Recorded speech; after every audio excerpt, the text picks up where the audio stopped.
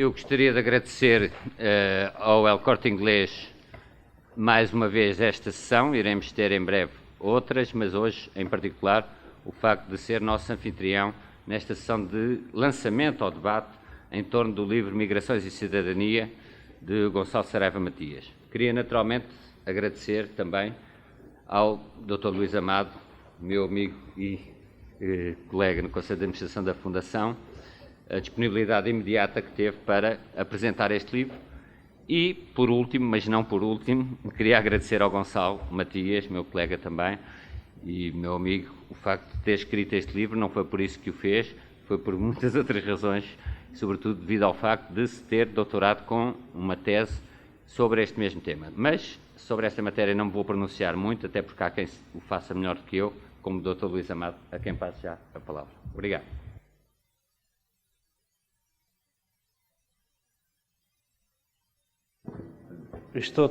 Quando estou cansado tenho que estar em pé, ou então adormeço a falar, mas também por respeito por todos vós, saudando a vossa disponibilidade para estar aqui hoje, para assistir ao lançamento de um livro que eu reputo de muito importante, pelas considerações que terei a oportunidade de fazer de imediato, mas naturalmente agradecer também ao autor. Eu não o conhecia pessoalmente, conhecia o seu trabalho e conhecia o papel destacado que tem na investigação nos últimos anos sobre estes temas, designadamente em torno da cidadania, e por isso foi com satisfação que, como foi dito, aceitei de imediato o convite. Confesso que é o terceiro livro que apresento esta semana, e os dois livros que eu apresentei filo por simpatia para com os autores, naturalmente, mas seriam livros que eu não leria nas condições que tive que ler para fazer a sua apresentação, o que não é o caso, porque este era um livro, seguramente, pelas razões que terei a oportunidade de adiantar, que eu gostaria de ter lido. E uma das vantagens de nós aceitarmos apresentar livros é que somos obrigados a lê-los. De outra maneira, deixaríamos uma leitura mais displicente e mais pausada no tempo. E por isso foi com satisfação que encontrei esta tese, uma tese de um jovem licenciado. Eu já posso apelidá-lo de jovem, face à minha idade, e que tem um trabalho que eu reputo de importante. Por 6 razões que procurei organizar no meu pensamento da leitura que fiz do livro, considero que este livro é um livro importante para ser lido e por isso mesmo se insere na lógica desta coleção e no trabalho da Fundação Francisco Manuel dos Santos, a que tenho a honra de pertencer, de integrar no quadro da sua administração, como administrador não executivo, precisamente porque o objetivo desta coleção é transformar teses de académicos portugueses sobre problemas importantes do mundo, da Europa e, em particular, da sociedade portuguesa, e torná-los, de alguma forma, mais próximos do debate público, da curiosidade e do interesse das pessoas, num momento em que todos temos a noção de que, face à dimensão da crise que o mundo e a Europa e Portugal atravessam, todos manifestam cada vez mais curiosidade pelos grandes temas da atualidade internacional e nacional, e por isso toda a dinamização possível de eventos públicos com estas características são bem-vindos, e é também nesse sentido que aceitei com muito gosto, como disse, fazer a apresentação deste livro. O livro é, do meu ponto de vista, interessante por várias razões, enuncio 6, sinteticamente, desde logo por razões teóricas. O tema das migrações é um tema muito importante do ponto de vista do trabalho interdisciplinar. Hoje não se percebe, de facto, a realidade do mundo em que vivemos sem uma grande capacidade para abordar a realidade numa perspectiva interdisciplinar, e este é um tema onde necessariamente são convocados conceitos, doutrinas de áreas tão diferentes das ciências sociais como os vários ramos do direito, até à sociologia política, à economia política, às relações internacionais, a geopolítica, a estratégia, em todos estes domínios do saber e da investigação em ciências sociais, o tema das migrações é hoje um tema central, precisamente porque em torno da reflexão sobre a problemática migratória é possível convocar instrumentos teóricos e saberes de muito diversos, muito dispersos ramos das ciências sociais. E por isso a sua leitura enriquece nessa perspectiva, não é uma leitura focada num domínio específico do saber, é uma leitura que obrigatoriamente nos arrasta para outros domínios do pensamento científico e teórico no domínio das ciências sociais. A segunda razão prende-se com o tema na sua relação com os problemas de Portugal e dos portugueses. A questão migratória é uma questão muito delicada hoje no quadro da reflexão política sobre o futuro do nosso país.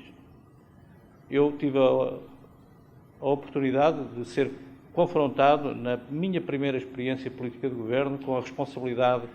da gestão dos fluxos migratórios, da política de fronteiras, a tutela dos serviços estrangeiros e fronteiras, e tenho, por isso, uma sensibilidade política muito aguda para esta problemática, precisamente decorrente dessa experiência de 95 a 97, num período de grande tensão face à pressão migratória que a nossa fronteira revelava e a alguns incidentes políticos sérios que, na altura,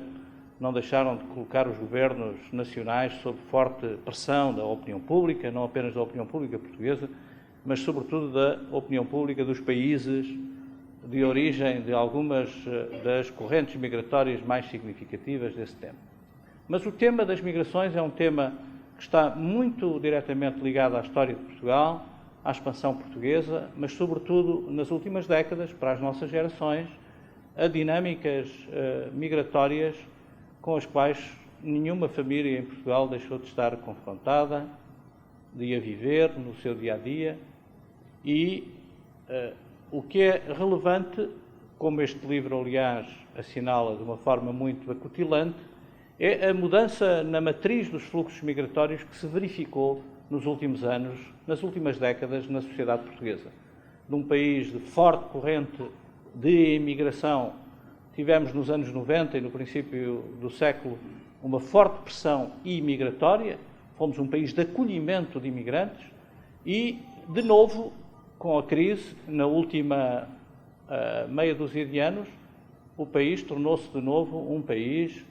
com uma forte dinâmica de migração para o exterior, para a Europa, para outras economias mais dinâmicas do que a economia portuguesa, muito atingida pela crise. E, nesse sentido, aquele que é o problema mais sério, ou um dos problemas mais sérios com que a sociedade se confronta para o futuro, que é justamente o problema do declínio demográfico do país, não deixa de se cruzar com este problema da balança migratória, do déficit migratório, que, aliás, muito bem o autor escalpeliza na introdução do seu livro. E, por isso, o tema é um tema de grande sensibilidade. Todos devemos estar muito atentos à sua condicionalidade política e ter em consideração que Portugal, sendo hoje um país extremamente aberto, com relações muito diversificadas no contexto europeu e no contexto internacional, em particular no contexto das relações com os países de língua portuguesa, que ainda hoje são um forte alimentador da corrente migratória para o nosso país, a gestão da política migratória, e este livro é um livro que coloca a questão das políticas de migração no centro da sua reflexão, são, do meu ponto de vista, de extraordinária importância, e esta é a segunda condição pela qual eu entendo que a leitura deste livro é oportuna e será seguramente enriquecedora para qualquer um dos que o queira fazer. Uma terceira razão que me leva a demonstrar a minha satisfação pela leitura deste livro prende-se com a forma como o tema é tratado numa perspectiva não redutora do ponto de vista político, mas com um rico enquadramento da sua influência na dinâmica internacional e da dinâmica internacional nesse mesmo fenómeno. Não perceberemos seguramente o mundo que aí vem se não formos capazes de antecipar muitos dos desenvolvimentos que os fenómenos migratórios têm hoje na realidade internacional. A globalização é, no fundo, a expansão muito rápida dos mercados, dos fluxos financeiros, dos fluxos de mercadorias, mas também dos fluxos migratórios. E essa nova realidade que a globalização vai desenvolvendo na textura das nossas sociedades e na dinâmica das nossas relações entre Estados, não deixa de ser uma forte condicionante da evolução política das nossas relações internacionais e do sentido que a globalização não deixa de ter. O debate teórico que o autor analisa é muito oportuno, bem enquadrado, na minha perspectiva, entre as várias correntes, das fronteiras abertas ao cosmopolitismo moral, ao cosmopolitismo económico. São conceitos que, apesar de tudo, nos ajudam a compreender melhor a forma de enquadrar o tema das migrações numa perspectiva mais ambiciosa e mais compatível com a sua importância do ponto de vista dos seus efeitos à escala global. E por isso, ele também nos ajuda, neste enquadramento internacional que desenvolve, a perceber melhor a sua contextualização no quadro europeu. Não nos esqueçamos que, se há tema central hoje no debate político sobre o destino da Europa, o tema das migrações é um tema hoje de enorme centralidade. Precisamente porque a pressão que o tema hoje desenvolve em alguns dos sistemas políticos europeus está a suscitar, justamente por força dessa pressão, um debate interno em muitas das sociedades europeias. Temos todo presente o debate no Reino Unido, mas também o debate na França, ou na Holanda, ou na Dinamarca, alguns dos países nórdicos, que veem mudanças estruturais nos seus sistemas políticos e desequilíbrio nas relações de forças dos diferentes partidos políticos nacionais, precisamente por força da enorme acutilância que o tema das migrações, da pressão migratória exerce sobre a consciência social e política de muitos dos cidadãos destas sociedades que se confrontam com uma realidade nova, complexa, difícil e, sobretudo, os governos têm uma enorme dificuldade em conseguirem gerir com serenidade e com sentido de orientação política a pressão social que o fenómeno migratório desencadeia. E sabendo nós que o inverno demográfico europeu é, de facto, um dos problemas estruturais da Europa, o declínio da demografia europeia só será possível de inverter com uma maior abertura das fronteiras, mas ao mesmo tempo reconhecendo aquilo que o autor identifica como o paradoxo democrático que trata o problema da imigração como um problema que colide com um conjunto de valores e princípios que são a marca da identidade do projeto europeu. Este paradoxo em si mesmo é também erosivo das condições de estabilidade que possam garantir uma adequada resposta do ponto de vista das políticas migratórias para o problema demográfico europeu. E, de facto, há um conjunto de sociedades hoje em tensão e em crise interna, em grande medida suscitada justamente pela dificuldade em acomodar a pressão do fenómeno migratório. Como sabem, do ponto de vista da realidade europeia, depois de Schengen e da abertura da fronteira, nós temos hoje uma realidade nova, que é a que decorre do Tratado da União Europeia e que permite que qualquer trabalhador hoje se desloque no interior da União Europeia, procure o seu trabalho, faça o seu contrato e tenha as condições de acesso a uma profissão, a um trabalho, em igualdade de condições com os cidadãos nacionais do país de acolhimento. É, por isso, uma realidade nova com que muitas das sociedades estão confrontadas e, em grande parte, nesta crise da periferia sul da Europa, sobretudo nos países mais afetados pela recessão económica, em grande medida não houve situações de verdadeira explosão social, precisamente porque pela primeira vez o mercado interno do fator trabalho, da imigração dentro do espaço da União Europeia funcionou. E funcionou de tal forma que, como nós todos conhecemos, houve famílias inteiras que pura e simplesmente se meteram dentro dos carros, dos aviões, dos comboios e foram pela Europa fora à procura de trabalho. E em condições completamente diferentes das condições que se verificavam nos anos 60 e nos anos 70 e ainda nos anos 80, em que a imigração era, de alguma forma, encarada como fenómeno ilegal e, por isso, muito mais condicionado do ponto de vista dos direitos e do ponto de vista até da autoestima e da psicologia do imigrante. Portanto, estamos numa realidade europeia nova, mas é uma realidade em transição. E esta pressão migratória da crise, sobretudo pelas correntes, pelos fluxos que se desenvolveram a partir da periferia do sul da Europa em crise económica e social, está a gerar nas sociedades de acolhimento mais ricas da Europa uma pressão que nunca tinham sentido nos últimos anos, porque a pressão que houve nos outros anos foi uma pressão decorrente das necessidades de crescimento económico que as economias viveram nos anos 60 e 70. Quando a grande vaga portuguesa para a Europa, para a França, para a Alemanha, para o Luxemburgo, se desencadeou, ela desencadeou-se com uma expectativa de acolhimento que era favorecida pelos países e pelos governos desses países, precisamente porque havia uma grande necessidade de mão de obra para responder à pressão de crescimento que essas sociedades conheciam. Ora, essas sociedades hoje estão em estagnação ou em relativo declínio económico. E, portanto, a pressão desse novo fator migratório legal no quadro da legislação europeia, protegido pelo Tratado da União Europeia, está a desencadear um conjunto de fenómenos novos e é importante, por isso mesmo, que tenhamos a possibilidade de enquadrar devidamente alguns dos temas que vão ser temas centrais na agenda política europeia durante os próximos anos, como estão a ser hoje mesmo. Quem acompanha o debate político do Reino Unido,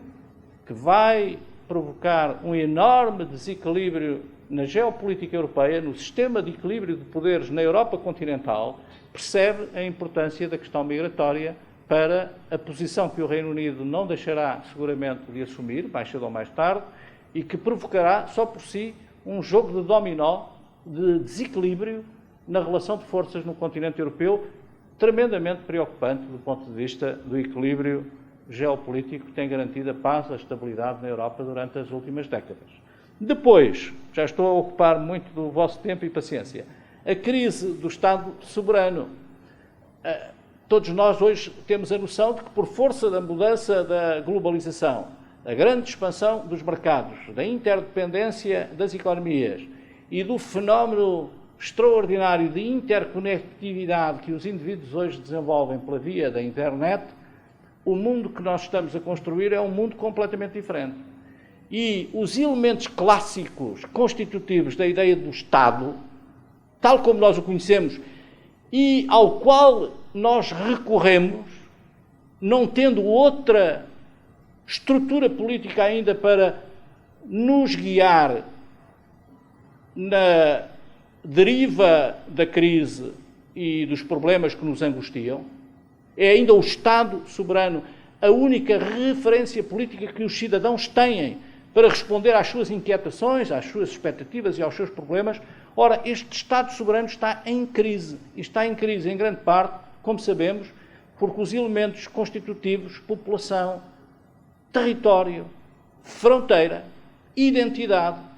e a organização política que deu estabilidade a esta população neste território, nesta fronteira e com esta identidade bem definida, esta fórmula política está sob uma enorme pressão. Está sob uma enorme pressão na fronteira, a fronteira não controla já nada,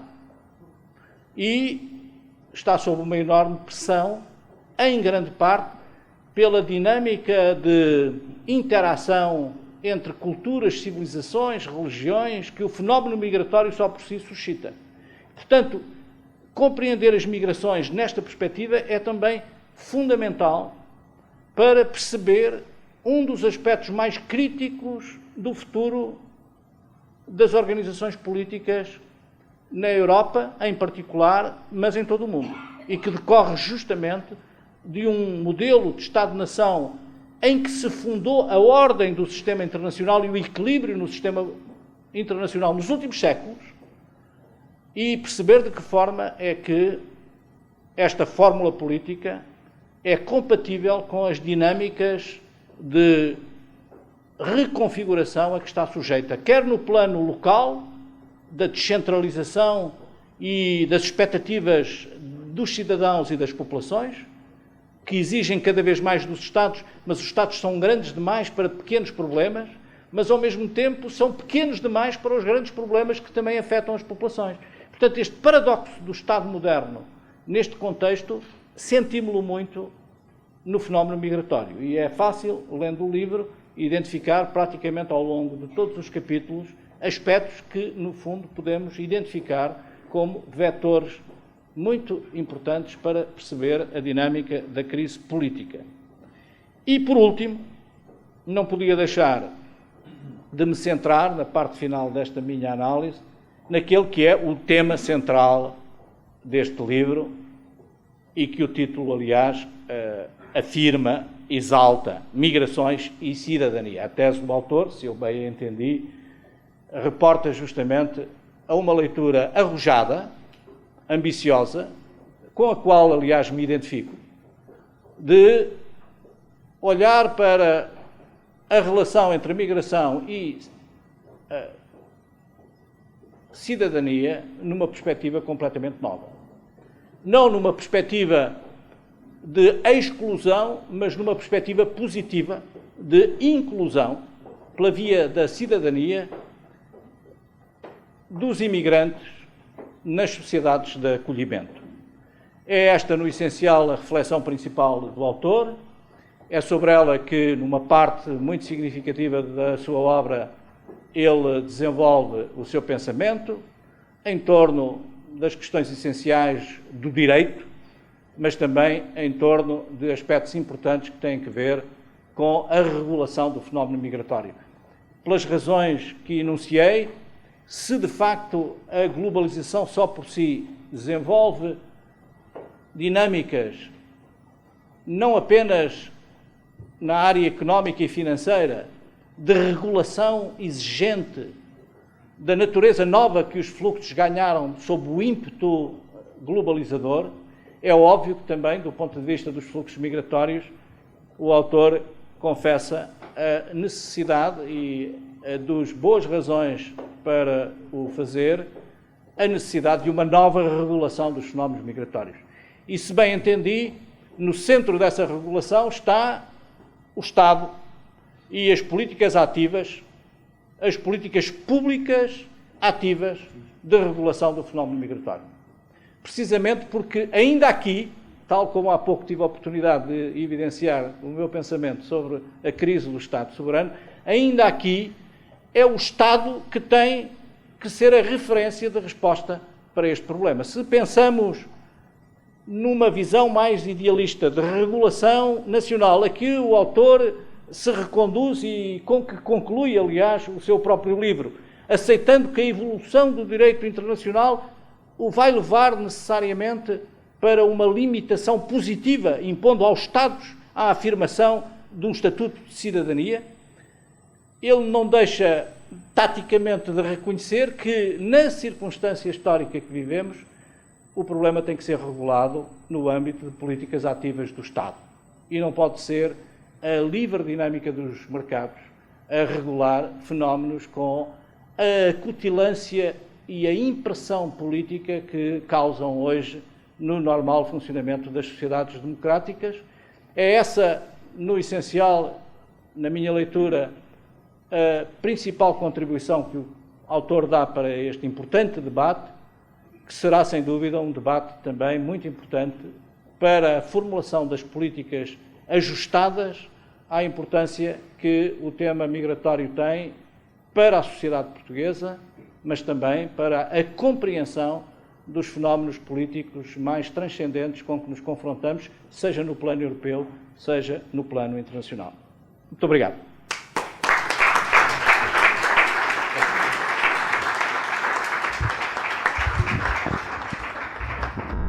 Muito obrigado, Luís. Eu, antes de passar ao autor, e depois desta brilhantíssima apresentação, passar a palavra para a defesa do autor, não sei se ele quer fazê-la, se quer encarregar a vasta equipa de advogados que trouxe consigo, que está ali ao fundo, mas acho que talvez o Gonçalo prefira ensaiar por ele próprio a defesa. Obrigado. Muito obrigado. Realmente, se alguém tiver hoje aqui um problema jurídico, estará bem representado. Eu gostaria, em primeiro lugar, de agradecer muitíssimo ao Sr. Dr. Luís Amado, não só pelas amáveis palavras que me dirigiu, mas também pela leitura muito atenta que fez do livro, e que eu, como autor, só me posso sentir extremamente lisonjeado. Enfim, é absolutamente claro que foi uma leitura atenta e quero agradecer-lhe muito por isso e pelas palavras que me dirigiu e pela análise que fez. Queria também agradecer a presença do Dr. Pedro Lomba, o Sr. Secretário de Estado com a pasta destas matérias, das migrações, com quem tenho estabelecido um diálogo muito profícuo e a quem reconheço visão política nesta matéria. E queria agradecer muitíssimo ao meu querido amigo António Araújo e, na pessoa dele, à Fundação Francisco Manuel dos Santos, pelo convite muito honroso que me endereçaram aqui há alguns meses, já largos meses, para escrever este ensaio, e que em boa hora aceitei, porque considero que para mim foi uma oportunidade extraordinária e fico-lhe muito grato por isso. Queria também agradecer a presença de todos aqui esta noite. Uma sexta-feira à noite não é fácil e, portanto, sei bem o esforço que fizeram, e queria agradecer aos amigos e a todos os presentes por estarem aqui hoje. Ora bem, eu gostava de centrar esta minha apresentação e também, em boa parte, a minha resposta às observações feitas pelo Dr. Luís Amado em torno de duas questões ou de duas relações que me preocuparam neste ensaio. Desde logo, aquela que lhe deu o título, a relação entre migrações e cidadania. Muitas vezes estes fenómenos são tratados separadamente. São dois conceitos e dois fenómenos que são amplamente tratados pela ciência do direito, pela ciência política, pela sociologia, menos, mas também pela economia, mas frequentemente são tratados separadamente, como fenómenos autónomos. Olhamos para o fenómeno migratório como um fenómeno que tem os seus desafios e representa os seus problemas específicos, e olhamos depois para a cidadania, e por cidadania, e o próprio conceito de cidadania é um conceito polissémico, mas por cidadania entendemos a participação política, o ativismo político e, em boa medida também, na sua dimensão jurídica, o acesso e a aquisição da nacionalidade. Olhamos para eles como fenómenos distintos. Ora, eu julgo, e a minha proposta é que eles não podem ser tratados separadamente, eles têm de ser olhados integradamente, porque o imigrante é, em muitos casos, se o desejar ser, um potencial cidadão. É um cidadão em formação. E esse caminho deve conter diversos elementos de participação política até ao momento último de participação, de integração final na comunidade política. Mas, se me permitissem, eu talvez deixasse este aspecto para o final do meu comentário, porque ele também corresponde à parte final do ensaio, e concentrava-me nesta primeira parte, enfim, também na sequência das observações do Dr. Luís Amado, concentrava-me nesta primeira parte no fenómeno das migrações e numa relação que me parece importante, que é a relação, também ela vista muitas vezes desligadamente, a relação entre os fenómenos migratórios, de emigração e de imigração. Propositadamente, o título do ensaio não é imigração e cidadania, mas sim migrações e cidadania. E a utilização desta expressão não é um acaso, é intencional, porque justamente se pretendia, ou pretendi ao escolhê-la,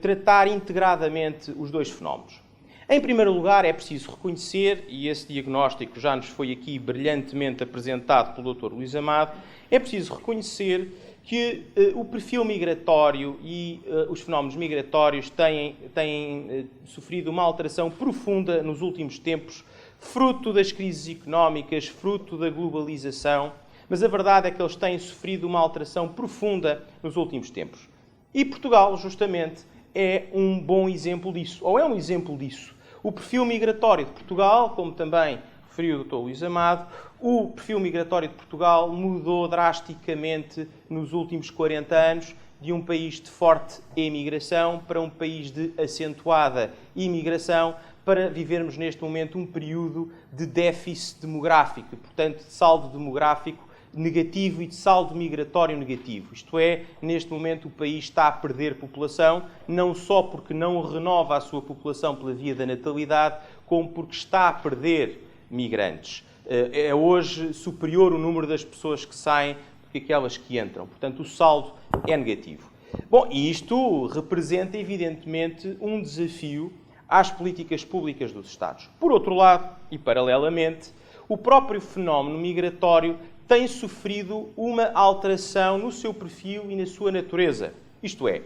tradicionalmente, o fenómeno migratório e as migrações verificavam-se por razões exclusivamente laborais. O fenómeno migratório era um fenómeno assente na procura de melhores condições de vida e de trabalho noutros países e era um fenómeno tipicamente sul-norte, isto é, de países subdesenvolvidos ou em desenvolvimento para países desenvolvidos com melhores condições de vida e melhor oferta de trabalho. Esta realidade, também por muito fruto da globalização e das alterações no mercado, na economia global, sofreu uma alteração profunda. Nós hoje assistimos a muitos outros perfis migratórios, a muitos outros exemplos de migrações. As chamadas migrações económicas, as migrações de consumo, são inúmeros os exemplos das empresas multinacionais que se fixam e abrem representações, escritórios nas mais diversas jurisdições e fazem circular os seus trabalhadores por esse mundo fora. São também conhecidos os casos, sobretudo na Europa, mas enfim, também noutras latitudes, de pessoas que decidem, depois de adquirir a sua reforma, ir viver para outro país porque aí encontram melhores condições de segurança ou até climatéricas e outras. Ou empreendedores que decidem mudar de país para iniciar um negócio, iniciar uma atividade e contribuir com essa atividade para o crescimento de outro país. Todos estes exemplos são exemplos hoje que conhecemos, que são reais, que são atuais. Eu gostaria, a este propósito, de referir ou de esclarecer um equívoco que, por vezes, surge nesta discussão. O facto de se falar de migrações económicas, de migrações de talento, não significa, esta abordagem não é excludente. Isto não significa uma menor consideração pelas migrações laborais, não significa que as migrações laborais não tenham ainda um peso determinante, tal como resulta do relatório da OCDE de 2013, onde se refere, por um lado, que as migrações laborais continuam a ser importantes, mas, por outro lado, onde também se reconhece que os outros perfis migratórios estão a ganhar peso, estão a ganhar importância e, sobretudo, são realidades para as quais nós não estamos habituados a olhar, com as quais não estamos habituados a lidar. Isto para dizer também o quê? Que esta alteração dos perfis migratórios representa para as nossas sociedades um risco, mas também uma enorme oportunidade. Se é certo, por um lado, que o saldo migratório negativo demonstra que a perda de população é inevitável e, portanto, que por essa via não é possível manter os níveis populacionais que são necessários ao nosso desenvolvimento económico e à manutenção dos nossos níveis de bem-estar. Por outro lado, a existência de novos perfis migratórios e de novas realidades migratórias também colocam aos Estados um desafio que é o de captar, o de criar políticas públicas que permitam captar estes novos perfis migratórios e fixá-los nos nossos países. Esse é, sem dúvida, um desafio que hoje todos os Estados e os governos enfrentam. Por outro lado, e era também nessa relação que me gostaria de centrar, não é possível hoje, da minha perspectiva, olhar para o fenómeno migratório olhando apenas para o lado da imigração. Não é possível gerir eficientemente os fluxos migratórios sem olhar integradamente para a imigração e para a emigração. Não por acaso, mais uma vez utilizando o exemplo de Portugal, se nós olharmos para o exemplo português, justamente os fluxos de emigração começaram a aumentar dramaticamente quando a imigração diminuiu e reverteu, isto é, e foi aliás o primeiro sinal. O primeiro sinal é o da diminuição do emprego, menor volume de imigrantes que procuram o nosso país para trabalhar,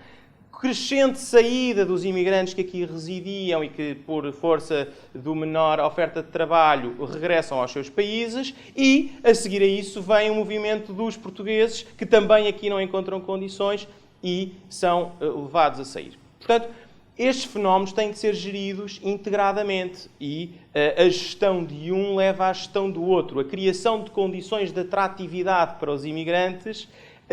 cria também condições para atrair os emigrantes portugueses que porventura possam regressar e para evitar a saída daqueles que aqui estão e que poderiam pensar sair. E há aqui um conceito que me parece muito curioso e cuja lição podemos recolher de outros países do mundo, como a Índia ou a Coreia do Sul, que é o conceito de reimigração. Isto é, provavelmente aquelas comunidades com mais apetência para viverem no nosso país são justamente as comunidades dos portugueses que, em algum momento, decidiram sair, que decidiram circular pelo mundo, que é o nome que hoje tecnicamente se atribui a este fenómeno, que é o fenómeno da circulação migratória, justamente porque hoje a ideia e a vontade expressa pelos migrantes não é já do estabelecimento perpétuo noutro país, como aconteceu nos anos 70 e nos anos 60 e 70 com muitos portugueses que emigravam para se fixar, porventura voltando ao país no momento da reforma, mas já a muito longo prazo, e com isso cortando ou diminuindo ou diluindo os laços culturais que se mantinham com as segundas e terceiras gerações. Hoje a lógica crescente é uma lógica de circulação migratória. Aqueles perfis que há pouco descrevia são perfis também profundamente circulatórios. O alto quadro de uma multinacional, o empreendedor, enfim, é um perfil migratório tipicamente circulatório, não é de alguém cujo projeto de vida é fixar-se naquele particular país para onde foi trabalhar. Até porque muitas destas migrações já deixaram de ser sul-norte e passaram também a ser norte-sul. E em muitos casos as pessoas o que desejam é voltar aos seus países de origem porque até apreciam a qualidade de vida que ali têm. Ora bem, desconhecer esta realidade, não aproveitar esta realidade do ponto de vista político, não criar instrumentos políticos e jurídicos que conheçam esta realidade e permitam lidar com ela, é, da minha perspectiva, desaproveitar a realidade migratória dos nossos dias e, no fundo, as alterações profundas de paradigma que assistimos e significa viver, essencialmente, num paradigma que já não existe, que era o paradigma das migrações laborais dos anos 80 e 90. E, portanto, no fundo, era este um primeiro foco de análise, era este foco de análise da importância da circulação migratória, da criação de políticas públicas de atração de imigrantes e do conceito de reimigração. Portanto, olhar para os portugueses pelo mundo, para a diáspora portuguesa, como um dos nossos importantes ativos demográficos e para desenvolver uma política de captação é provavelmente essa a comunidade com mais apetência para poder ser captada e para poder regressar ao nosso país. Ainda quanto ao fenómeno migratório, e porque isto tem depois relevo na questão da cidadania e na questão dos direitos dos imigrantes, O Dr. Luís Amado referiu aqui a análise a que procede no ensaio relativamente às políticas de controlo da imigração, porque este debate é um debate muitas vezes apaixonado. O Dr. Luís Amado referiu-se a diversos exemplos na Europa extremamente polarizados, em França, no Reino Unido e noutros países europeus, em que o debate migratório assume um papel fundamental no debate político e no próprio desenrolar das campanhas eleitorais.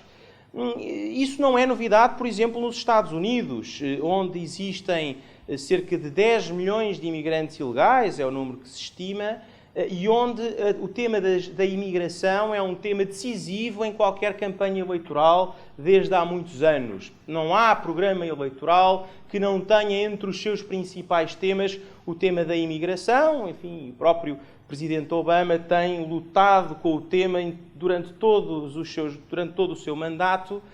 porque estava em cima e está em cima da mesa uma Comprehensive Reform da Lei de Imigração Americana e é tema de grande controvérsia entre as forças políticas nos Estados Unidos. E, portanto, é uma realidade incontornável dos nossos dias e é um tema central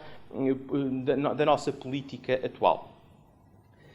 Mas é um debate, como dizia, muito apaixonado, muito polarizado e poucas vezes informado, e poucas vezes testamos neste debate os seus limites jurídicos e morais e políticos. No fundo, testamos os argumentos que podemos usar de um lado e do outro e que devemos ponderar nesse debate. E eu procuro, enfim, ainda que sinteticamente, proceder à principal polarização deste debate,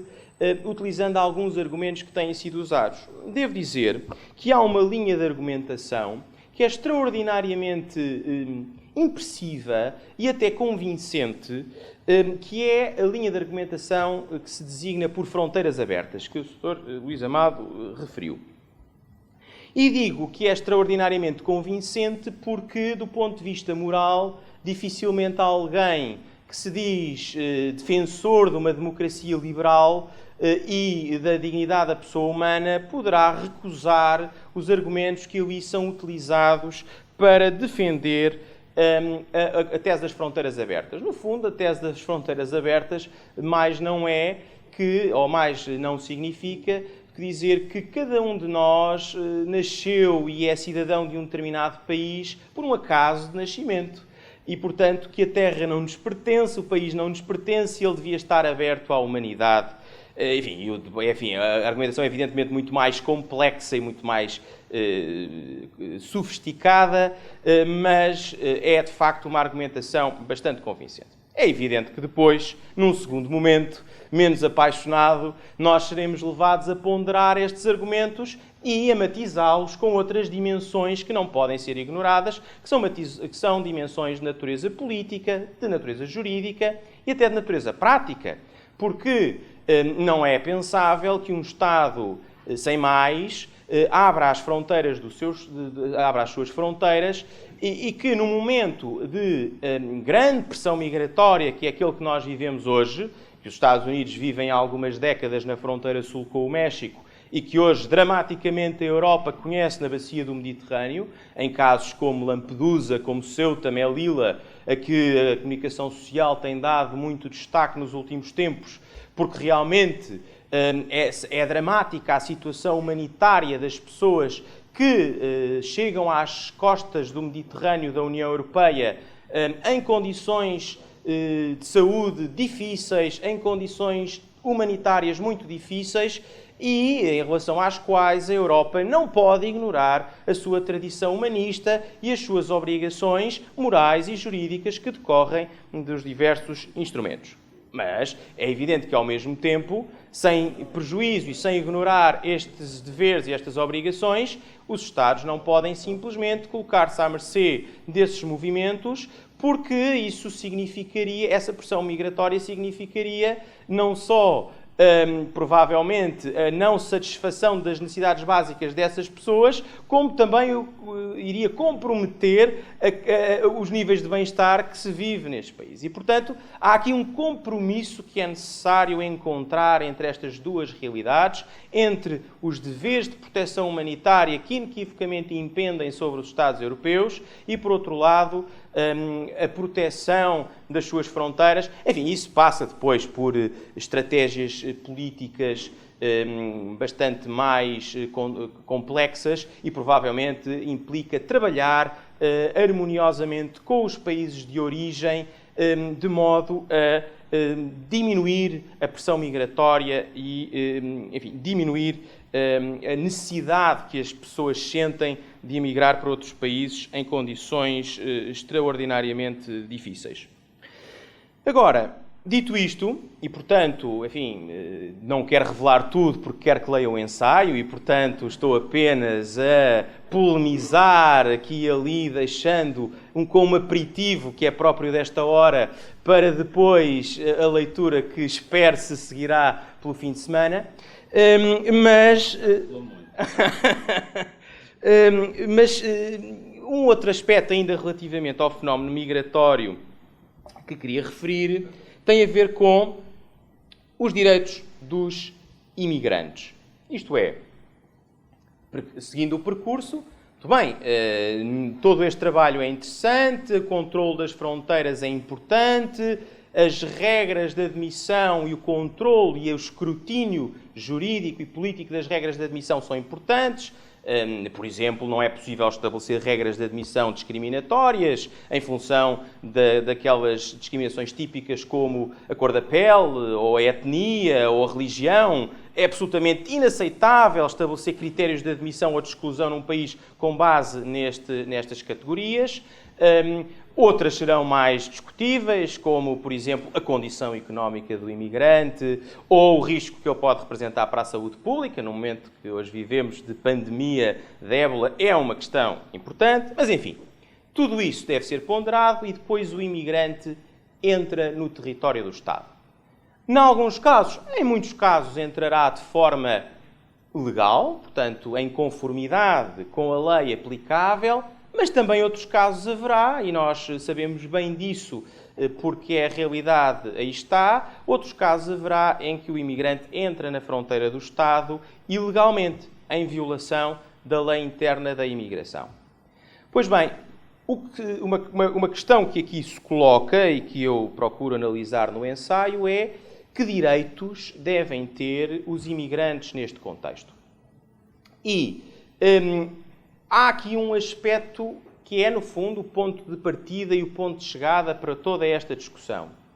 É que os imigrantes são, como é óbvio, seres humanos. E, portanto, a proteção da dignidade da pessoa humana é algo que está profundamente enraizado na tradição humanista e jurídica dos Estados europeus e, evidentemente, na portuguesa.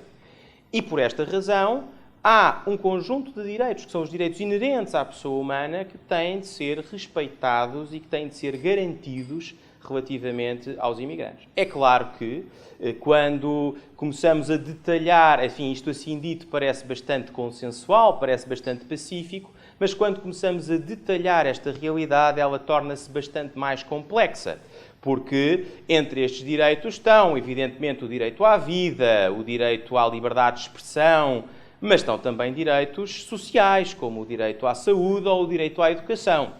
E num momento de crise financeira em que estes direitos são postos em causa, ou pelo menos são discutidos nos nossos Estados relativamente aos cidadãos, é justamente aí que a discussão se polemiza e se polariza, porque se eles não se encontram totalmente protegidos, ou tão protegidos como provavelmente os cidadãos gostariam relativamente a eles próprios, mais difícil será aceitar que esses direitos sejam garantidos aos estrangeiros, àqueles que não fazem parte da comunidade política nacional. Ora bem, e é aí que há o maior desafio às nossas convicções e aos princípios e à tradição humanista que queremos honrar, porque é justamente aí que os nacionalismos surgem, que os populismos surgem e que florescem, porque esse é um campo fértil para esse discurso. E a minha proposta é que essa nossa tradição não seja esquecida e que essa proteção dos direitos fundamentais seja assegurada numa lógica de igualdade entre cidadãos e estrangeiros, porque esses direitos se caracterizam por ser direitos inerentes à dignidade da pessoa humana e não apenas direitos dos cidadãos. Terminava com o último ponto, mas reconheço o central, que é o ponto relativo à ligação, à relação entre migração ou migrações e cidadania, para dizer o seguinte, que olho para estes dois fenómenos como duas faces de uma mesma moeda. Isto é, um migrante, a partir do momento em que entra num Estado, tem nesse Estado um conjunto de direitos. E esses direitos vão crescendo à medida que a sua permanência ali se verifica, até passar um determinado número de anos, algum tempo, após o qual essa pessoa ou esse migrante é verdadeiramente parte da comunidade nacional, para a qual contribui, na qual paga impostos e para cuja construção participa de forma decisiva. E, portanto, da minha perspectiva, não é juridicamente, moralmente, politicamente aceitável uma política de exclusão permanente e eterna destas pessoas do acesso à nacionalidade. E, portanto, a minha proposta, que é uma proposta em larga medida jurídica, fundada em argumentos jurídicos, mas também uma proposta com uma fortíssima componente moral e política, é de que os residentes de longa duração num determinado país, enfim, por longa duração podemos apontar um período standard de 10 anos, devem aceder à nacionalidade desse país, quer se trate de um imigrante que tenha cumprido totalmente as leis da imigração, quer seja um cidadão ou um imigrante que, em algum momento, tenha violado as leis de imigração. E é, evidentemente, em relação a esta segunda categoria, que o aspecto é mais controverso. A discussão nos Estados Unidos da América está justamente aí, em que condições deve ou não ser concedida a nacionalidade aos 10 milhões de imigrantes ilegais que se estima vivam nos Estados Unidos da América. E, dentro de pouco tempo, a Europa terá um problema com uma dimensão não muito diferente, atendendo à pressão migratória que tem vindo a sofrer. E claro que é aqui que se situa a especial controvérsia desta tese e desta ideia. Mas a verdade é esta. É que se nós pensarmos na questão, quer do ponto de vista jurídico, quer do ponto de vista prático, ela não é facilmente resolúvel. Porque nos Estados Unidos também não falta quem proponha a simples deportação destas pessoas. Ora, não é viável deportar 10 milhões de pessoas. Isso teria um impacto económico profundíssimo na economia de um Estado e o mesmo se verificaria nos países europeus. Não é possível proceder a uma deportação em larga escala, isso é um problema prático, é um problema humanitário, é um problema económico, é um problema jurídico. E, portanto, há que encontrar uma fórmula que assegure a integração plena destas pessoas que são verdadeiramente membros da comunidade. E essa forma, quanto a mim, não pode deixar de se passar por um processo de legalização e de atribuição em algum momento, depois de asseguradas diversas garantias, que não tenho aqui tempo para expor, mas que a essas pessoas seja reconhecido um direito fundamental à nacionalidade do Estado onde residem.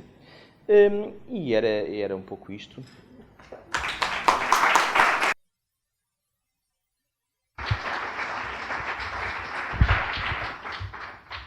Dado o adiantado da hora, hoje não iremos proceder ao habitual debate. Eu queria apenas agradecer a generosidade do Corte Inglês, como é evidente,